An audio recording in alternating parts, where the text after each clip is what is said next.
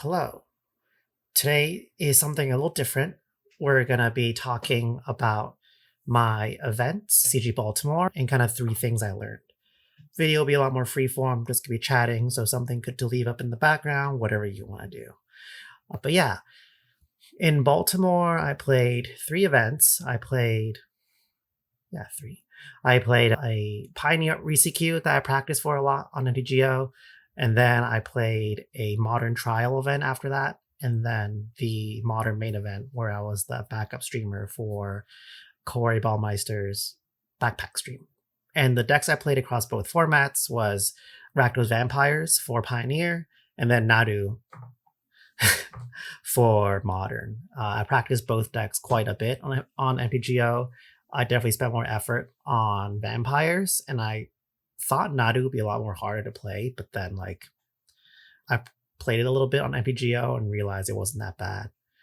I think combo decks kind of come more natural to me because of CDH. So I've never really played like creature combo before, like Yawgmoth and stuff like that. Kind of most combo that I play is like Storm. I pick up Storm very easily because of CDH.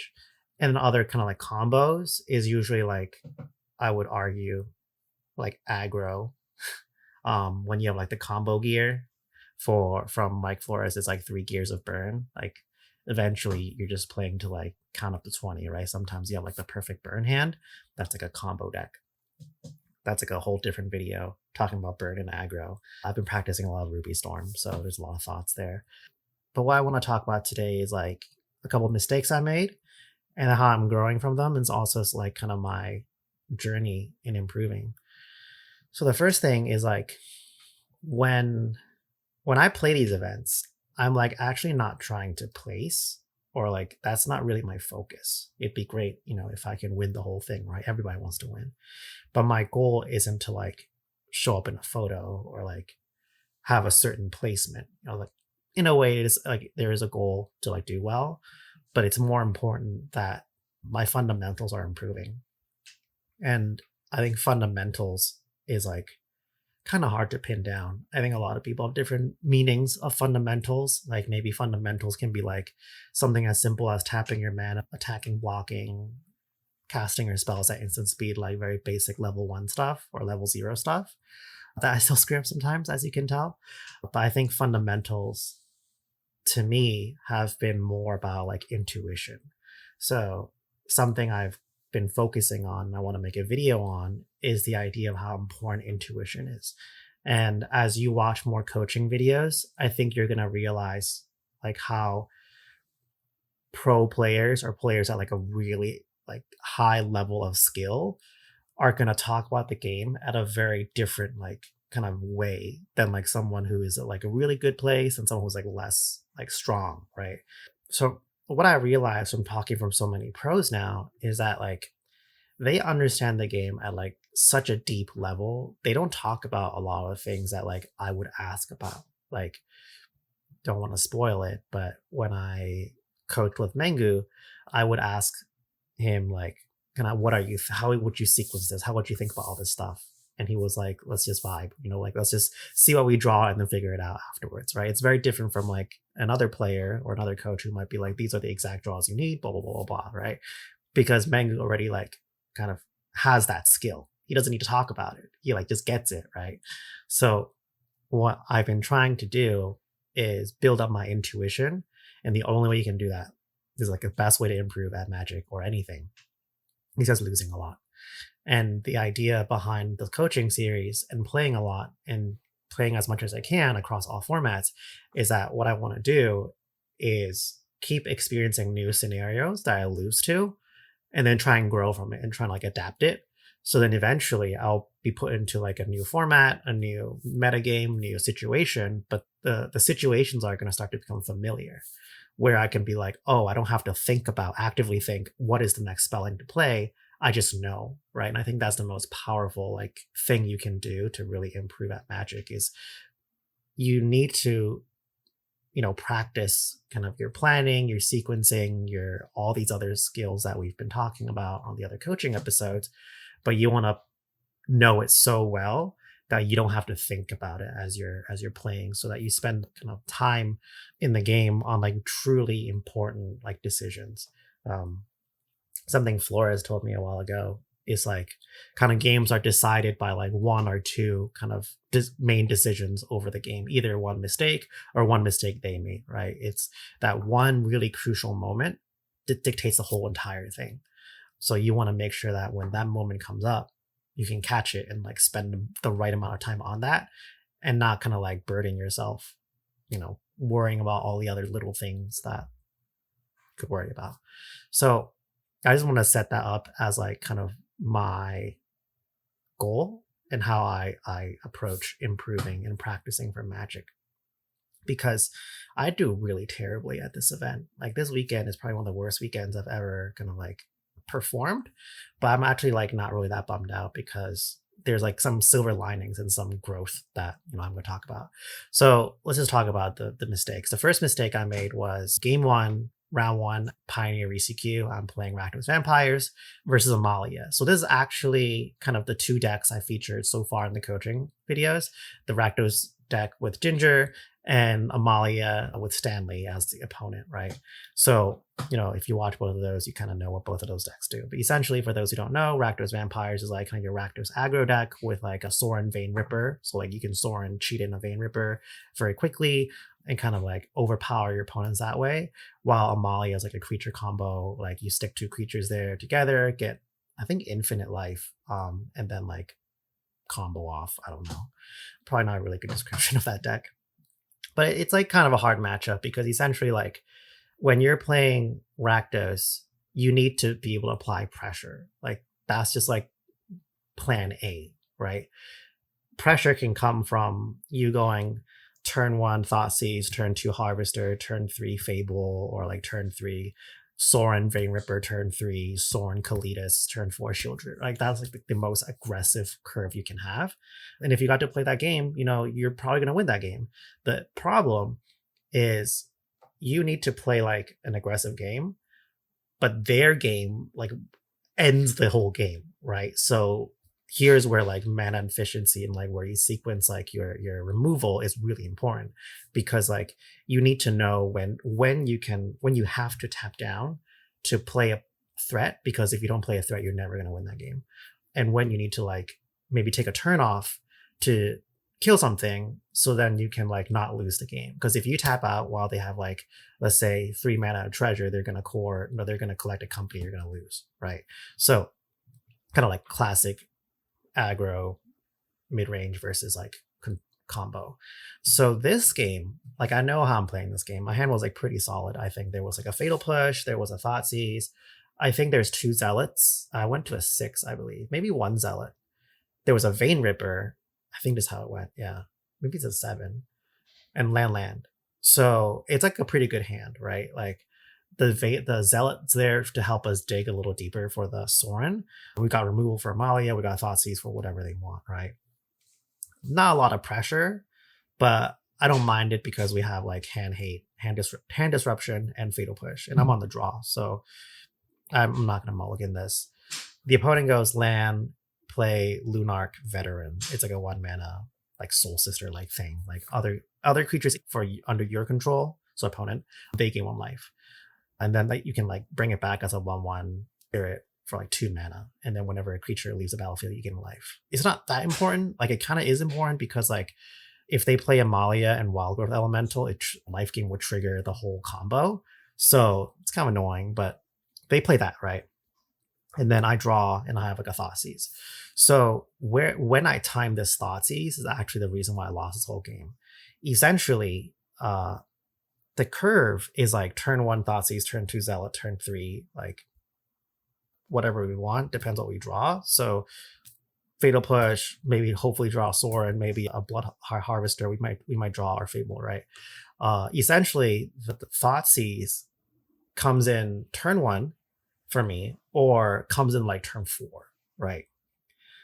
And the reason why I like kind of screwed this up is because I like applied like the wrong heuristic here, which happens a lot when like you're trying to improve at Magic. Is like you learn so many things that you try to be like, oh, this is the time to use this skill, and then like it wasn't, and you lose the game.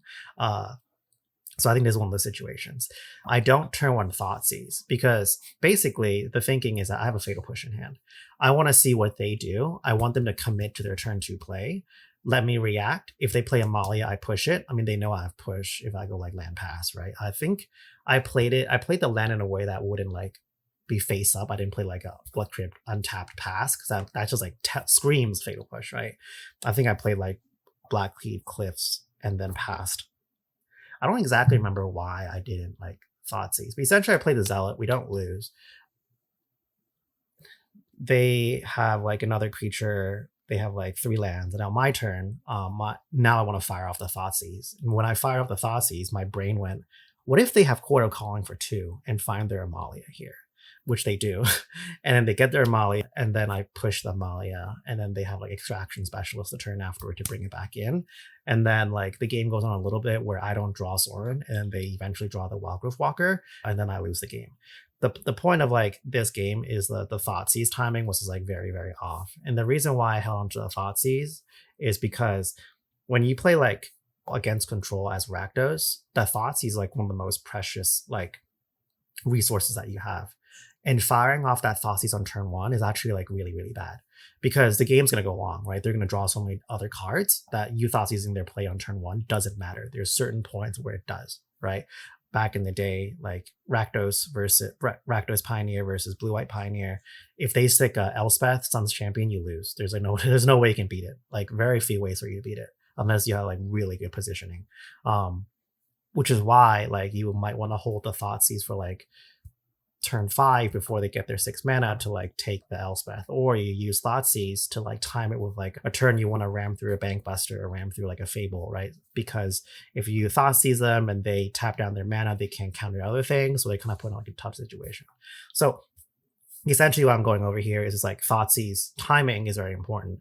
And I tried to apply that here where I was thinking like I can read their first couple of turns and I can assume like what they're based on what they're playing, what their hand is. So I kind of want them to commit a little bit and then Thoughtseize take out the thing that they were hoping to like, they're banking on like, their plan, disrupting them long enough for me to then slam Fable and all this other stuff and like put myself in a winning position. So I think the thinking was like actually correct. It was just incorrect in like the timing because I forgot like I needed to curve out, right? Like I forgot like thinking about my entire game plan, that Thoughtseize had to go like turn 1. But the benefit, I think the good thing from this game was like I remember turn 2, my brain started to like think a little bit like my brain started to tell me like, hey, I think it's time to Thoughtseize. Because like we could Thoughtseize a thing and still let them play a turn 2 and still fatal push them. So our mana is still like spent efficiently, but I got too greedy with that Thoughtseize. I really wanted to like let them overcommit, and then not realizing that Chord for 2 was an option. I'm sure how the way I describe this game is hard to imagine the board state, but the point is that I kind of screwed up that Thoughtseize because I applied the wrong heuristic and didn't think about the Thoughtseize relative to like the sequencing or my game plan. But the benefit is that my subconscious or my intuition is starting to know. It's starting to tell me like, yo, throw that Thoughtseize out because it's time, right? My intuition sounds like your boy. So that's like game 1. I won game 2 like very handedly. That was just like very fast. But Sorin, Vein Ripper, you're dead.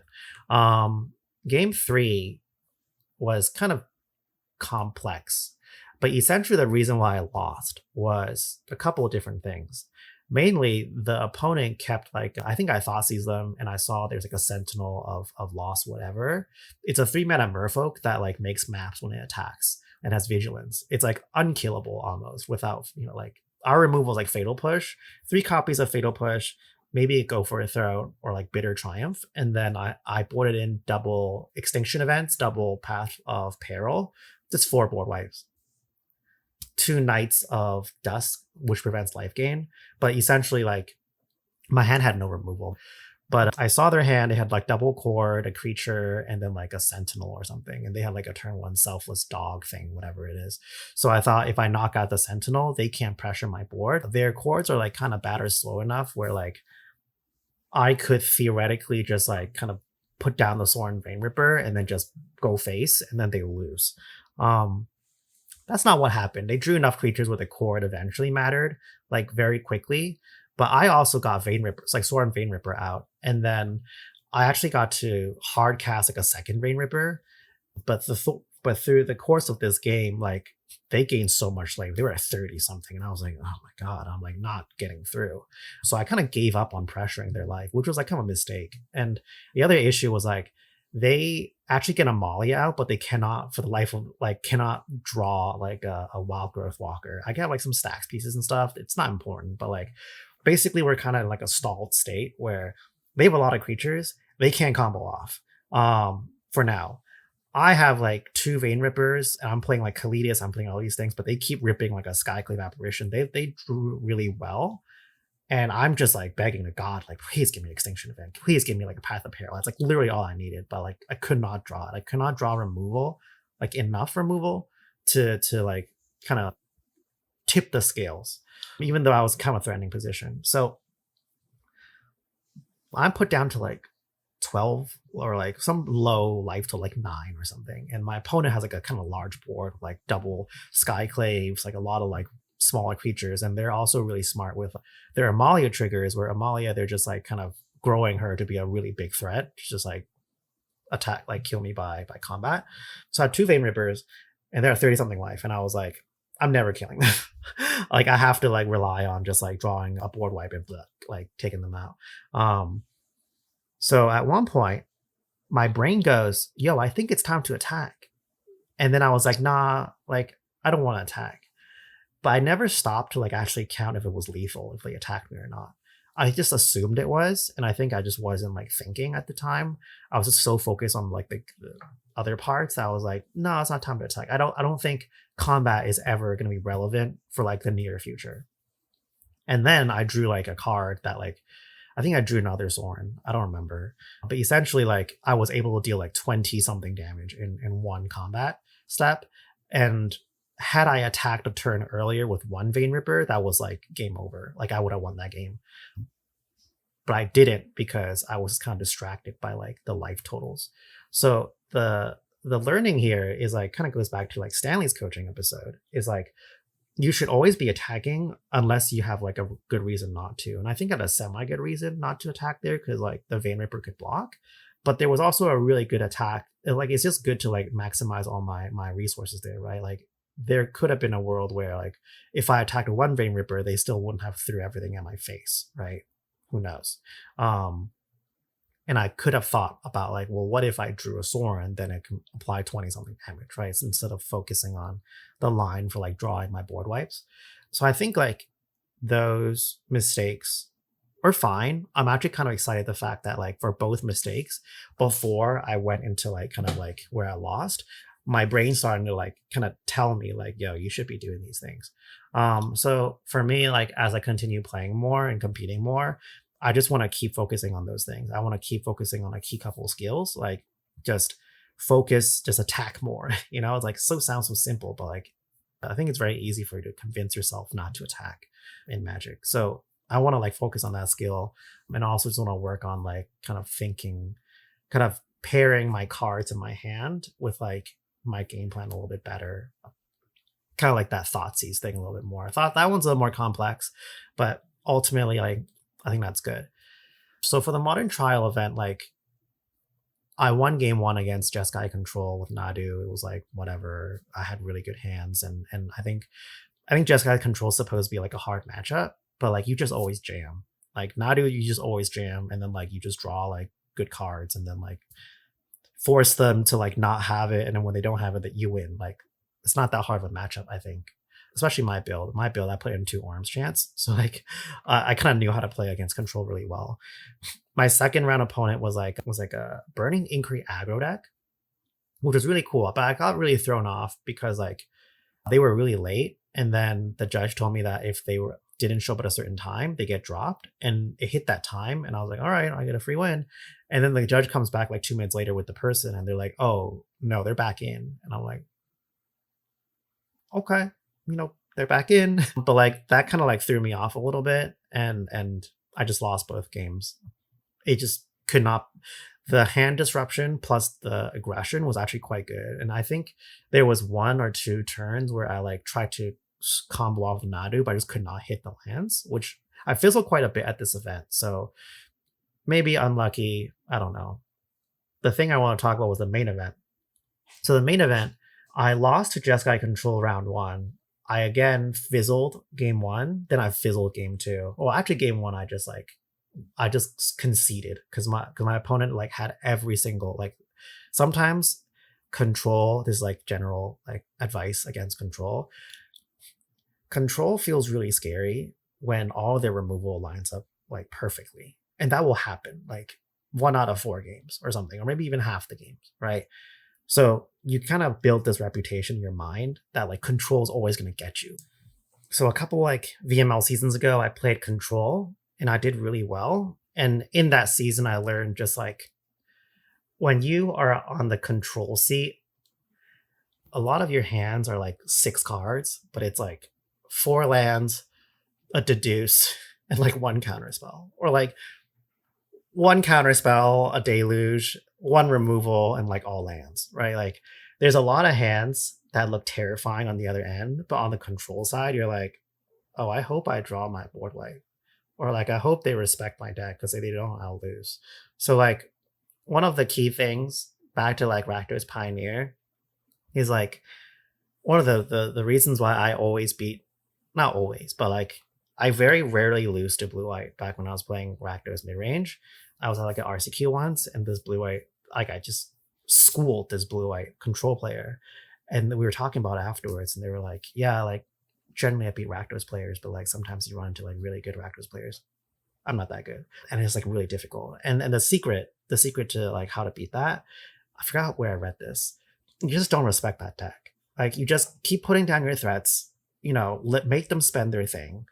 Don't let them 2-for-1 you, or like don't let them 3-for-1 you. You know, like put down 2 threats, let them board wipe, and you're like, oh, Fable. You know, like just keep making them having it because eventually the armor will break, right? Like they just won't have that interaction at the right time and they lose the game. Like that's just like control experience. So when you don't respect control, they like actually perform a lot worse. The more you respect control, the more time you give them, the better that deck is, right? Which is actually kind of funny enough, sometimes like a thing that I do when I was like practicing against Flores when I was playing Burn, is sometimes I will like try to like be too smart about it and be like, oh God, he has all these things. And he's like, what are you doing? Just like jam. Like the more time you give me, you're going to lose anyway. So what are you doing, right? Back to the point. Here in the first game of the modern 10K, I like had everything. I had like I had like 2 Nadus, I had like a Summoner's Pact or something, or a Chord, or like all this stuff.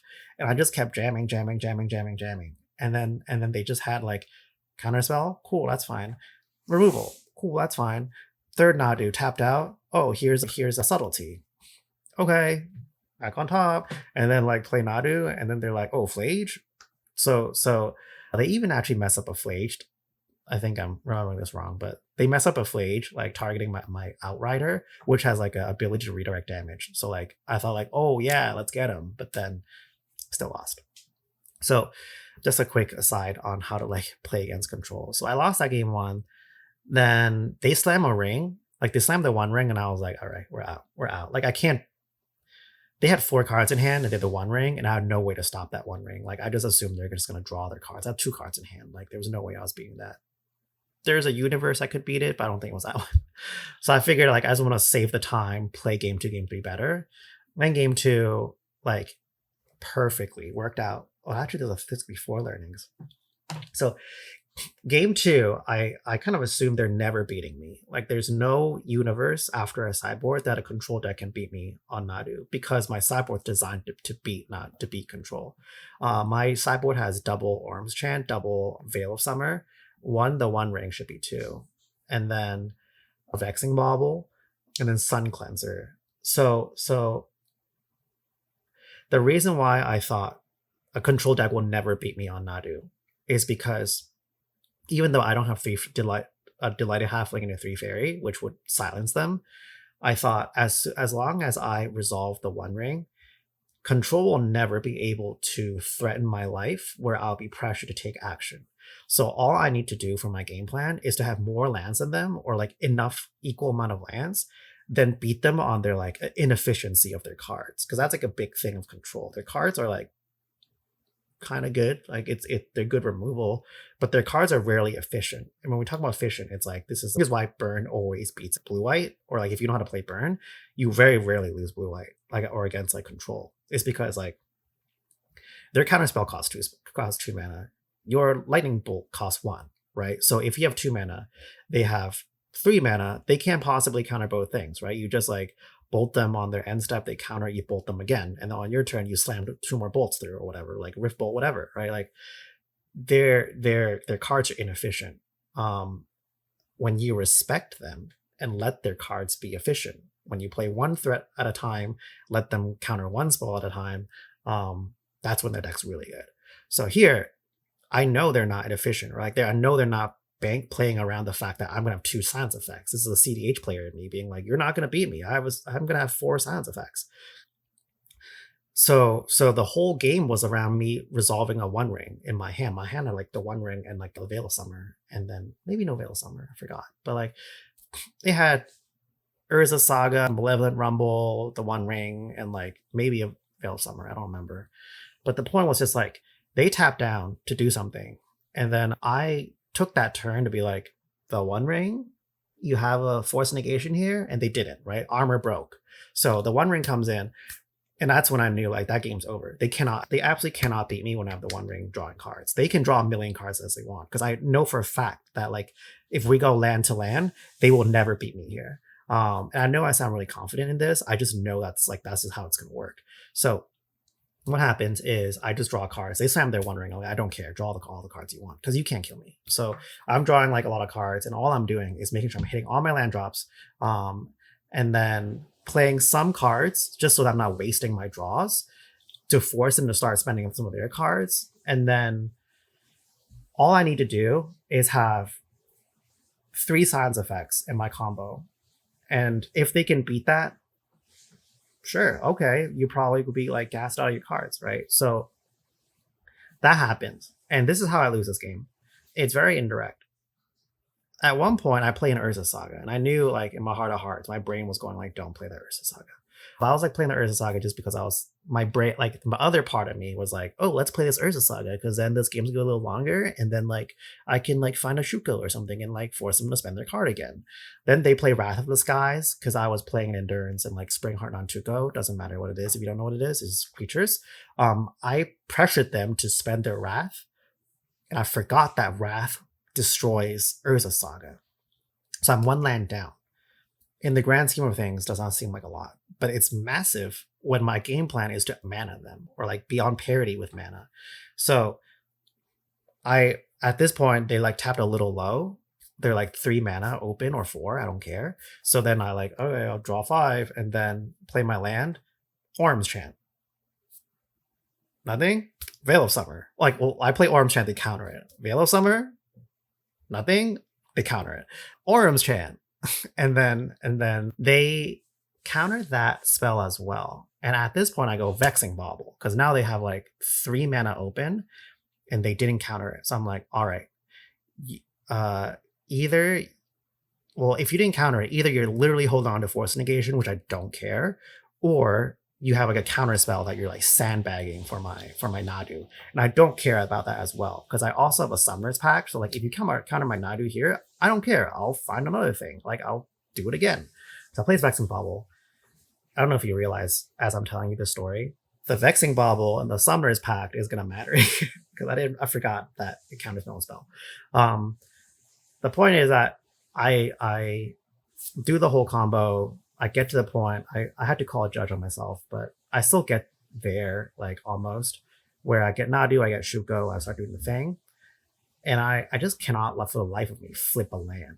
And I flip down to like 1 land, like I have 1 land open, and I have a Spring Heart non Tuco in hand. And I'm frustrated, like I have a Quarter Calling, and I'm like frustratingly like 1 land off from Spring Heart non Tucoing, or getting my Spring Heart non Tuco, which would then let me, draw and then get more insects and draw more cards. If for people who don't know what's going on, all I need to know. And then I don't hit the land, can't combo off, then they take their turn and they like kill me. I forgot how, but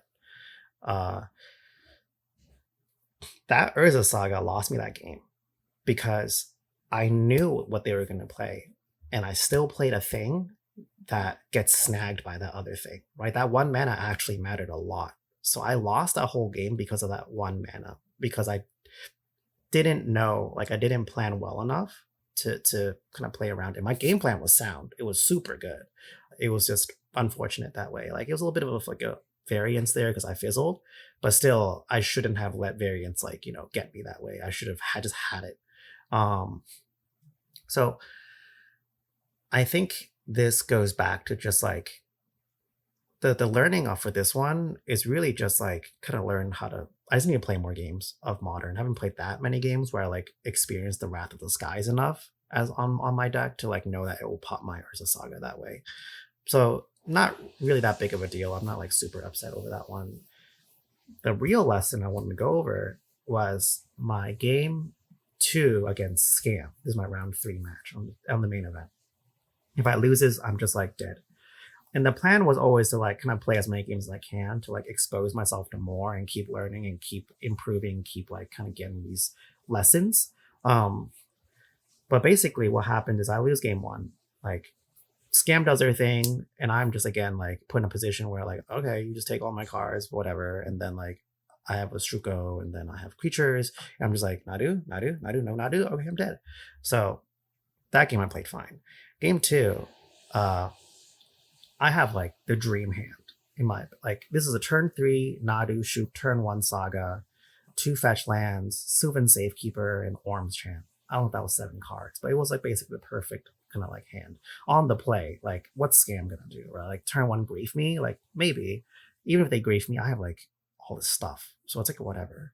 So then what happens is I play Saga pass. The opponent goes, they went to multiple 6. Then play fetch land pass. At that point, I know, oh, you have Blood Moon. I know for a fact you have Blood Moon. Because there's no reason why you keep a 6 without, Grief Scam on turn 1. Unless if you specifically had a Blood Moon and are playing to like try to beat me on the Blood Moon. So I'm like, okay, I'll play my fetch land, fetch a forest, play my Sylvan Safekeeper, tap my Saga for a Shuko, pass a turn. They take their turn, play a land, pass. My turn happens, and I know how to play this, right? I'm not gonna let that Blood Moon beat me. So what I draw and I think a little bit, and then I go like, well, I want to make sure that I can like Orm's Chant on my upkeep or like on my turn. I forgot why. Because I could always just still play like a Windswept Heath on my next turn, then start off with Orm's Chant, then do whatever. But I got distracted by that card. So I got distracted by my Orm's Chant in my hand. So I play a Windswept Heath and then pass. On the end step, my opponent goes Orcish Bowmaster, target yourself, and Safekeeper. And in the grand scheme of the game plan, we know like this Sylvan Safekeeper might not matter because we have a silence effect. Like it doesn't matter, okay? But I was thinking like, well, if I'm still gonna be able to find a Springleaf Drum, and off of the thing, I already have a Shuko in play, so I can still go up on man. I can still silence them. I have a fetch land untapped. So like, what are they gonna do? So I sacrifice a forest to protect the Sylvan Safekeeper, and then they go, oh, land Blood Moon. And at that point, I'm like, I have a Misty Rainforest in hand. I should have just played the Misty Rainforest. I kind of tell the story wrong. I did Light a Halfling too. I don't know how this all worked out, but just like, I had it. And I was like, I sacrificed my forest. There's no more basics aside from the island, which I can't get because of Misty Rainforest. That's going to get locked out. If had I played a Misty Rainforest and crack an island, I can still just play Nadu next turn, Shuko, and go off. But I punted the whole game knowing what they had because I got distracted by like this one card in hand. And well, actually, I got distracted at multiple points. So it's like, I think it's such a good lesson. Like it's so difficult to like learn that one because it happens all the time. It's just like, I think to a lot of players, it's like, the game plan, all this stuff going in. And it's like when you're watching a replay, when you're watching a streamer, obviously just do that, right? Because you're pulled back. But when you're like a layer in, when you're piloting, something will happen and then you tunnel vision on the thing. And then when I was telling Ginger this story, Ginger was like, oh, you're really tunnel vision, huh? I'm like, yeah, I did. So like, that is a lesson that I've been actively trying to work on like a lot more is is not tunnel visioning, or it's not tunnel visioning, because that's obviously a lesson we should apply. But like, how do I put myself in a place where I can view games a layer back? How can I view games objectively the way I would watch a replay? Because if you watch my coaching videos, you can hear me be like, dummy, don't do that thing. Just attack them for whatever. Set yourself for like the next 2 or 3 draws to lethal them with the draws, like a burn spell that you can draw, right? And in the game, I'm like, oh, I don't want to attack because I'm scared. I'm just not lethal. So like, I think there's like an effect when you're in the game. You can't see stuff the way you can outside the game, right? It's like backseat, right? So how do I kind of push myself backseat more? So like when an opponent does something to distract me, I won't be like, oh, I should just sack my forest. Or I could have been like, I should let them react, pull back and go like, what is this actually going to do? What am I still doing? Right? What am I going to do next turn? Right? What's my next action? Right? Building that as a behavior, so I don't trick myself into losing. And then the important part, the other important part, is that game also demonstrates like you can force a mistake on your opponent very easily like that. So I've actually tried this in the game, one of the games I was talking about earlier, the Amalia like Vein Ripper attack. I did have one out, and I was very proud of this out, even though I didn't get it. Is that I saw if I attack with everything and my opponent blocked a certain way, like a couple different ways, I'd be able to remove another creature, kill all their life linkers, and they would not be able to combo off next turn or beat me. And then I'll have like lethal in the air. They didn't block like like they started to like play with those cards and move it. And I'm like quietly like, yes, please block that, please God, please block. But they didn't do it. But I was proud of myself to know that like, to the Stanley's lesson, try to force those errors on your opponent, even though you should always assume your opponent's gonna do the right thing. Why leave that equity on the table, right? You might as well just try and go for it. So I think here it was like very obvious, like I had a whole plan. I know how to beat them very easily, but they made a play. They probably weren't even thinking about trying to force me to make a mistake. They just played their card and tried to kill a thing, and I was dumb enough to be like, oh, I just sacrificed my force. And then Derek later tells me this story over lunch about how like one of his opponents lost his whole game because I'm not gonna make this story really long. Lost his whole game because instead of playing their removal cards sorcery speed while Derek's tapped out, for some reason let them untap, then cast at a certain point. And at that point, Derek has untapped mana to do a lot of other things, right? So that's also the reason why, and if you watch the Stanley coaching video, why turn 1 I killed the Lunarch Veteran as burn as sorcery speed. It's because I'm so conditioned sometimes to remove the important threat while they're tapped out instead of instant speed, right? So if I was in that other person's position, I wouldn't have waited until I don't know actually. I wouldn't have let him untap to have Nadu and other stuff. I would just kill it immediately while he's tapped out and then like do other things. But it's like a lesson, I think. Always just like get rid of the thing while they're like tapped out. Unless if there's like a reason not to. You should play at instant speed as much as you can, whatever.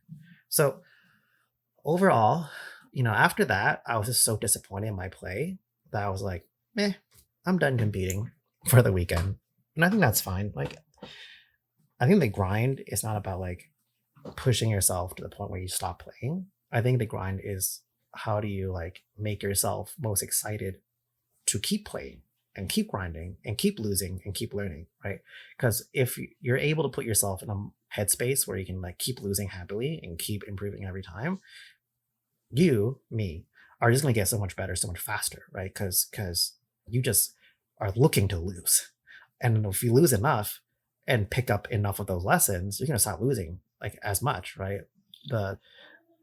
Your intuition, my intuition, is going to start to be better, where it's going to be like, oh, just Thoughtseize now. And then I won't even think about why. I'll be like, yeah, I know why. Because I've played this game enough.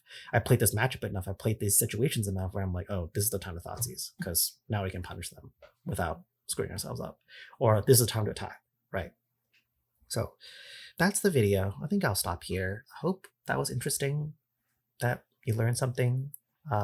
Mengu's coming up on the next episode of coaching, if you haven't realized yet from the tip.